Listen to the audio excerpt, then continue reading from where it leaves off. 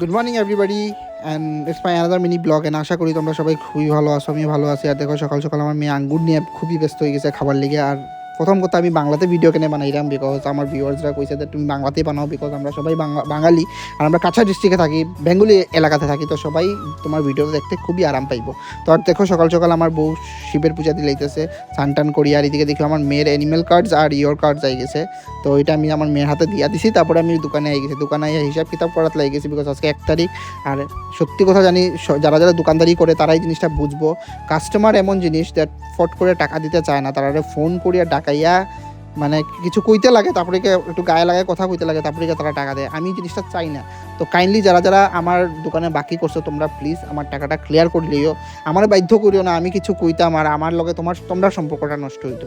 And then দেখো আমি ঘরে আবার পরে ভাত খাবার পরে দেখো আমার বউ ঘুমার, আর আমার মেয়ে তো ঘুমারি না, আর উপর দিয়ে সুন্দর হয়ে গেছে। আমার মেয়েরে কইছি তুমি মারে ডাকো, আর তাই কত সুন্দর গিয়া মারে ডাকে, মানে ও তো কিউটলি নানি, মানে কি কইতাম, ও তো কিউট লাগে, মানে কইয়া লাভ নাই। তারপরে আমার বউ উঠার পরে আমার দুধ বানাই দিছে দোকানে যাওয়ার লেগে। আমি আবার সন্ধ্যার টাইমে দুধ খাইছি, আর অত বড় গ্লাসে দিছে, তো এটা খাইতে আমার 1 ঘন্টা লাগছে।